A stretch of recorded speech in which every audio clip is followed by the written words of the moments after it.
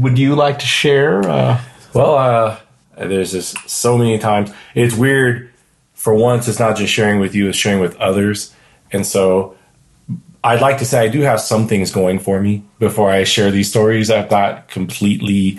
Well, me too. Okay. I'm out you there. You have a lot going for you. Yeah, let's just call it what it is. Dude. We're both very well traveled. Yes. You know, we both enjoy the finer things in life. You more so than myself, but still, you know, I'd say on a scale of 1 to 10 in terms of enjoying the finer things in life, I would say you are a solid no less than 8.5. Oh, that's pretty good. That's from my opinion of you. That's my opinion of you. Okay. An 8.5. Oh, that's the esteem. Wow, I'm pretty close. I'm not just saying that. Yeah, I'm saying in appreciation and enjoying, not having access to, but just appreciation of.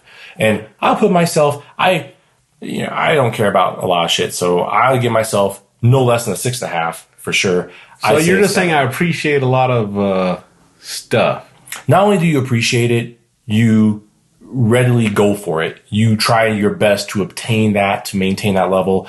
If you had an option between a decent hotel room at $40 a night or an exquisite hotel room at $200 a night, you would definitely make arrangements for the $200 room. That's right. I would say, give me the $45 room. I'm going to use the extra money on extracurricular activities. Ah, yes. So I would know, have a nice room. Right. But I think I'm going to be hanging out in there in my sheets, my luxury sheets and my robe. Right. Where my attitude is, I don't plan on being in this room that much. There's no bugs. Knowing there's a lock on the door, I'll be fine. So, it's not always about a bad date. Sometimes it's about trying to get the date that goes wrong.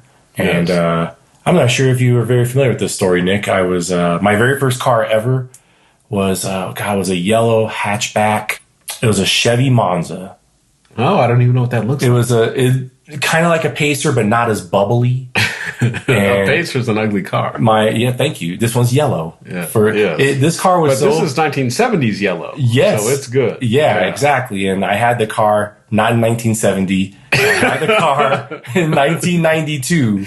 Yes. And I could do a podcast about the car, but my uncle got me this car at an auction for $75. Just so to set the tone on the vehicle. That was a lot of money in 1992. No, not really. Not for a car, it wasn't. And so, but I was happy I had a car. Yes. So I was like, screw it. I had a car. I had lots of issues, but whatever. I had a car I could get around. It broke down all the time, whatever. And so, anyways, my hoopty and I were driving. We're in Colorado Springs, and we're going up Academy. And I lived on the south end. And so we're driving northbound on Academy. We're passing Shelton. We're coming up on Fountain.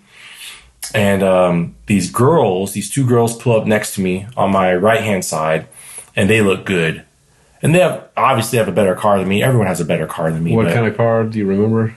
Does it? I have a yellow Chevy Monza. So they could have had a Dodge Aspen, which is another car you don't know about. My mom had that. Doesn't matter. It's a Buick. Who knows? It's better than mine. Yeah. But they're actually looking at me. I'm probably because I'm exuding confidence because I have a car. Yes. And I remember when it was a big deal to just have a car. Yeah. And to be honest, my car was so lame, I put all kinds of music group stickers all over it to try to make it cool, like Red Hot Chili Peppers. On the bumper? Or just on like the back window and the side windows, like Red Hot Chili Peppers, Public Enemy, Jane's Addiction. I put all those stickers on to show, hey, there's a cool guy in this car. So there you go. All right. Yes. And so I'm driving up. And the girls they're looking at me and they're smiling. And I'm like, I'm feeling good about myself. Like, yeah, hey, I'm smiling back, you know, and eye contact. And then I'm so caught up in the moment and feeling good about myself. I look forward and I realize the light's red. And I was like, oh shit. So I slammed the brakes. I mean, I slammed these brakes. Yes. The entire unit that holds your headlights just goes off my car. So it's not like just one headlight pops out in the other. Right. Like the frame. Everything in the front that holds in. Yes, the frame. There's like a frame on this car that's holding your headlights. Yeah. And I hit my brakes, the entire frame shoots off my car and hits the ground with curly wires going from the lights back to my car. Yes. I never even looked at those girls again. I got out of my car and... You know what? I had to keep my foot on the gas at red lights or the engine would die. Yeah. I remember that. Yeah. So the engine dies when I get out. I get out of the car. I casually walk to the front of my car, pick up the headlights, click them back on, go back to my car, slam the door, start the engine after like 5 attempts. Yeah. I never looked back at them. This is all that happened. It was silence, and then I heard the deep sucking of wind from how hard they're laughing. And they're so during this time, was the light red the whole time? So they were just sitting there, or did they go? The light's red the whole time. Okay. And because it's a long light, it's a busy intersection. Yeah. And it was the sucking of the silence showed that they were trying to catch their breath from laughing. Right. And it's just like 2 girls? It was definitely 2 girls. And the only thing we had in common at that point was they were crying and I was crying. But it was totally different sets of emotions. Even if your lights would have stayed in, do you think they were going to like, pull over, we want to suck your dick? Well, yeah, but back then, it's okay. It's still okay if you live at home. Yeah. It's okay if you have a bucket, just as long as you have a way to get around. Right. So those things are acceptable. You have those cool stickers all over your car. I had the cool stickers that showed that I'm versatile, Yeah. Like, hey, this guy likes Public Enemy and Jane's Addiction. So, yeah. Wow, that made me international. You're well-rounded. I'm a very well-rounded person. And then person. they're like, oh, shit, man, this guy. I'm trying to picture the light. I slammed my brakes, and that is dead on what happened. Those headlights shot right off. Yeah. You know what? I think that might be one of the earliest times I actually tasted my own pride. But not the last time. Not the last. Pride tastes like if you take an aspirin and chew it, that's pride. It's bitter. You don't enjoy it.